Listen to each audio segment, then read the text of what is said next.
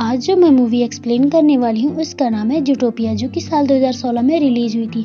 Movie के start में हमें एक क्यूट से बनी को दिखाया जाता है जिसका नाम जूडी होता है, जो अपने स्कूल फंक्शन में बताती है कि काफ़ी सालों पहले कुछ एनिमल वाइल्ड हुआ करते थे। वो छोटे मैमल्स का शिकार किया करते थे, लेकिन वो सब एनिमल्स समय के साथ साथ एक दूसरे के साथ रहने लगे और अब वो जो चाहे वो बन सकते हैं। और वो बड़े होकर एक पुलिस ऑफिसर बनना चाहती है, पर उसके पेरेंट्स से समझाते हैं कि आज तक कोई भी बनी कॉप नहीं बना है।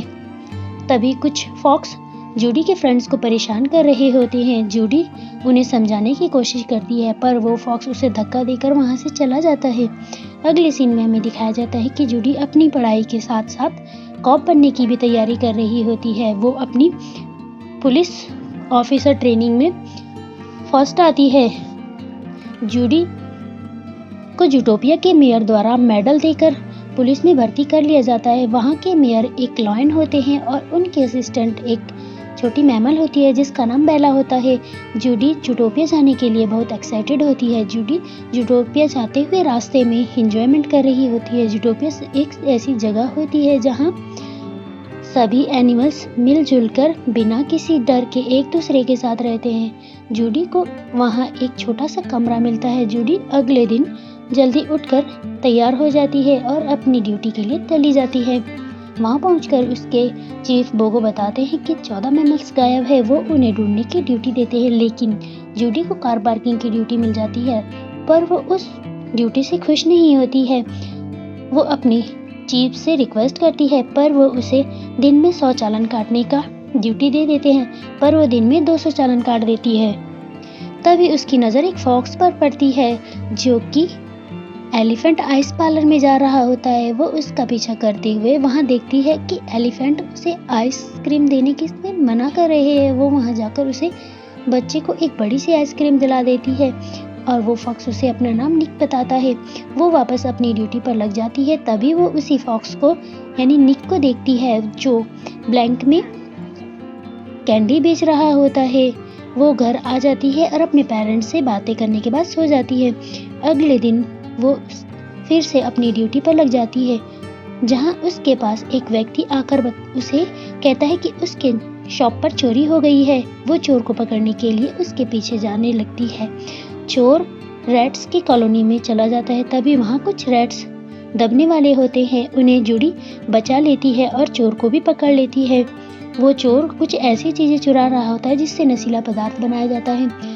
तभी वहाँ एक महिला आकर बताती है कि उसके पति मिस्टर एमिंटन 10 दिन से गायब है। जूडी उन्हें ढूंढने का वादा करती है और चीफ बोगो उन्हें 48 घंटे का समय दे देते हैं। जूडी एमिंटन को ढूंढने के लिए निक के पास जाती है और उससे बातों बातों में दिन का 200 रुपये कमाने पर टैक्स न भरने के कारण अपनी मदद करने को कहती है।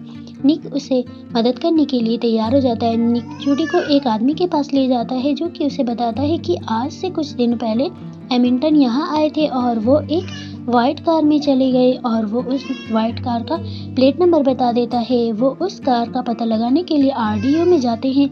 जूडी वहाँ जाकर देखती है कि वहाँ पर स्लॉथ काम कर रहे हैं। वो उनसे बहुत परेशान हो रही होती है। उन्हें वहाँ से कार के मालिक का पता चल जाता है।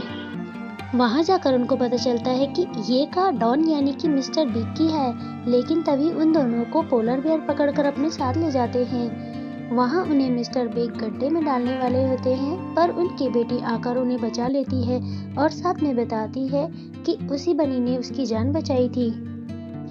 इस कारण मिस्टर बिग उनकी मदद करने के लिए तैयार हो जाते हैं और मिस्टर बिग उन्हें अपने कार ड्राइवर का एड्रेस देकर उसका नाम मॉन्चस बताते हैं। वो दोनों मॉन्चस के घर जाते हैं। मिस्टर मॉन्चस उन्हें बताते हैं कि एमिंटन जानवर बन गया था और वो उन पर हमला कर रहा था।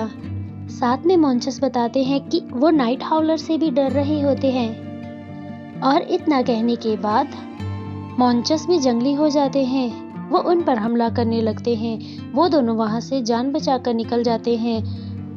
जूडी अपने डिपार्टमेंट में कॉल कर मदद के लिए बोलती है, पर जब तक वहां उनके लिए मदद आती है मैनचस वहां से गायब हो जाता है।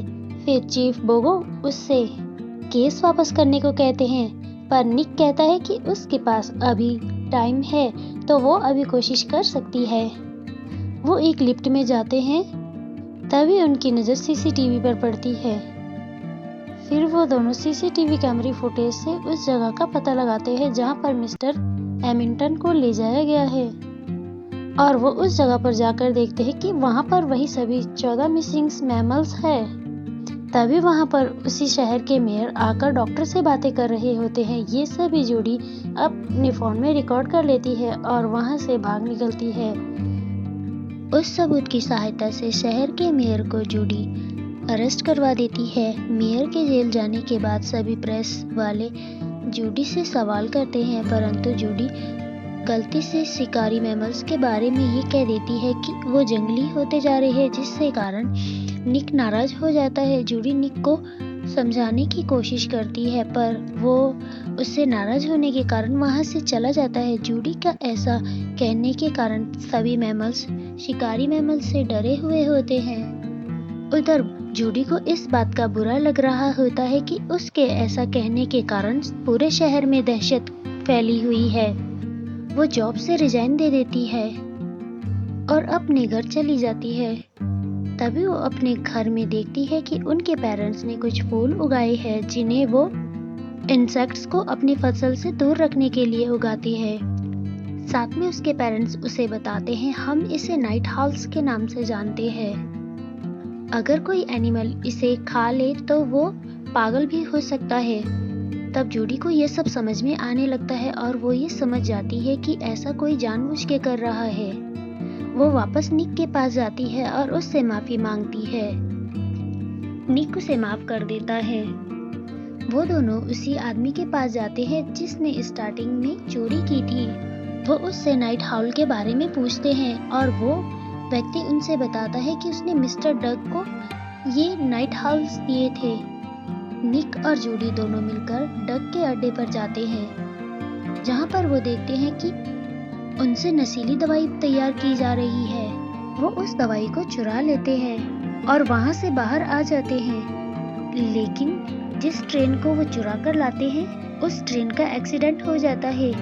अब जूडी को लगता है कि उसकी सारी मेहनत खराब हो गई है, परंतु तभी निक उससे बताता है कि उसके पास सबूत अभी भी है।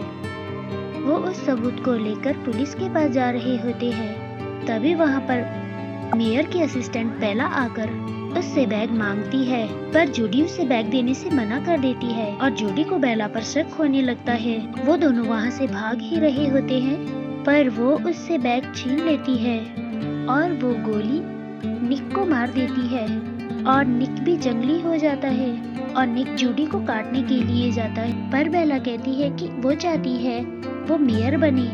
वो दोनों मिलकर नाटक कर रहे होते हैं और उनकी आवाज रिकॉर्ड कर लेते हैं। तभी उसे पुलिस आकर पकड़ लेती है और मेयर को रिहा कर देती है।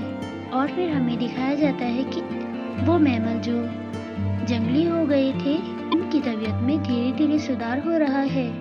और आगे हमें दिखाया जाता है कि जूडी और निक को कॉप बना लिया जाता है, परंतु उन्हें फिर से कार पार्किंग की ही ड्यूटी दी जाती है और मूवी यहीं खत्म हो जाती है।